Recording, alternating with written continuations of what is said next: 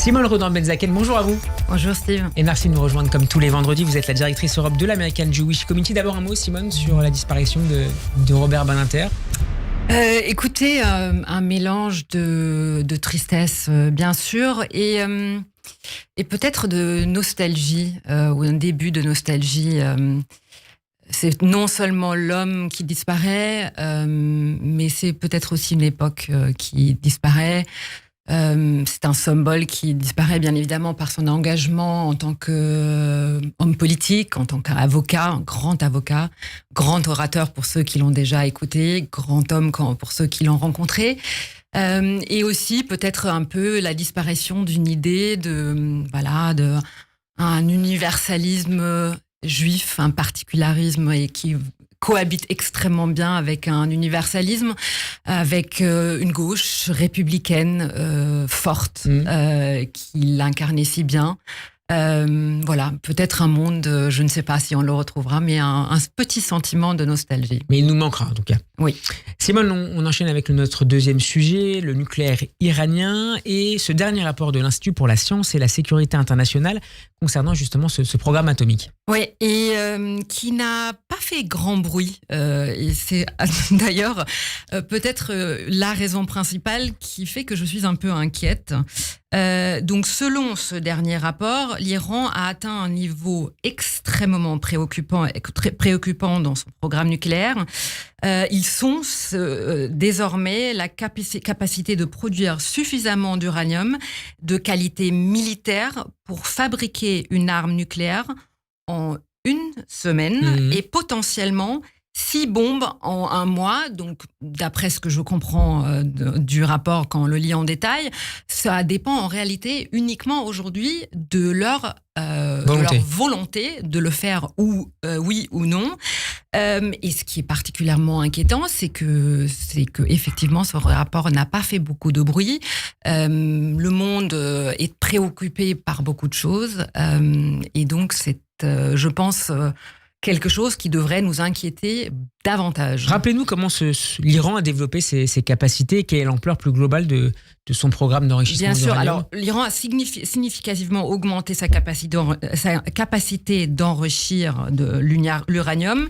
Alors, ils utilisent à la fois leur stock d'uranium enrichi à 60% et une quantité restante enrichie à environ 20% pour renforcer donc leurs efforts d'armement nucléaire.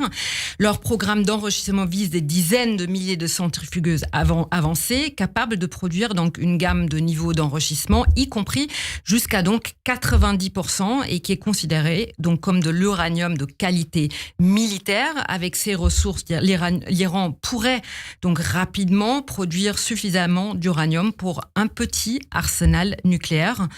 En outre, ils ont annoncé la construction, vous l'avez peut-être vu la semaine dernière, d'un 4e réacteur nucléaire, et ce qui montre une volonté claire, à mon avis, peut-être d'autres le voient différemment, mais donc de poursuivre et d'élargir leur infrastructure atomique. Des développements donc extrêmement préoccupants. Avant de nous quitter, je voudrais que vous nous parliez de votre rencontre avec une ancienne otage du Hamas, Mauran. Alors oui, Mauran, qui est une femme assez extraordinaire, je dois dire. C'est une femme qui a 40 ans, qui était au Festival de Nova. J'ai eu la chance également de rencontrer son frère, quand elle-même, elle était encore retenue à Gaza. Elle a été au Festival de Nova pour présenter ses bijoux et a été enlevée donc par les terroristes du Hamas et entre-temps cassé la jambe en essayant de fuir.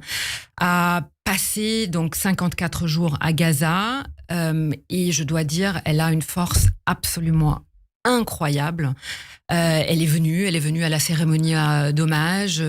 Elle essaye de se battre maintenant tous les jours pour essayer de faire revenir les otages. Qu'elle se mobilise pour les autres otages restés à Gaza. Elle se mobilise effectivement pour les autres, mais ce qui est le plus incroyable, je pense, chez elle, c'est que malgré tout ce qu'elle a vécu, et je peux vous dire que quand elle rentre dans les détails, ça fait froid dans le dos, et la haine qu'elle a vue en face. Et elle me disait vraiment... ce qui les différencie, eux, les terroristes du Hamas, c'est qu'ils ont un but tous les jours. tous les jours quand ils se lèvent le matin. Leur objectif, c'est de nous humilier, de nous tuer et de nous détruire. Et malgré tout cela, elles gardent une sorte de douceur, un amour, une joie de vivre qui est peut-être finalement la revanche des Israéliens, d'Israël. C'est ce que Johann Sfar a fait si bien avec son Chai, nous vivrons.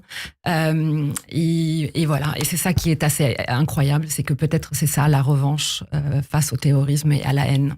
Qu'est-ce que vous avez pensé de la cérémonie de mercredi aux Invalides, cérémonie très, très émouvante, très, très simple et très belle à la fois? Écoutez, j'y étais, je la trouvais comme... Tous les mots que vous venez d'utiliser sont justes. Elle était extrêmement forte. Et je pense qu'il faut, malgré toutes les polémiques, malgré toutes les discussions, quand même parfois prendre un minimum de recul et se dire que finalement, le seul pays au monde qui a rendu hommage aux morts, c'est la France. Ce ne sont pas les États-Unis, c'est aucun autre pays. Et c'est à l'honneur de la France de l'avoir fait. Et encore une fois, ayant parlé avec les familles aussi des otages, c'était un moment extrêmement important aussi pour eux de savoir que la France, patrie des droits de l'homme, se trouve à leur côté. Merci beaucoup Simone Rodin-Benzaken d'avoir été avec nous. Je rappelle que vous êtes la directrice Europe de l'American Jewish Committee et qu'on peut vous réécouter en podcast sur radioj.fr et sur YouTube. Shabbat Shalom, à la semaine prochaine.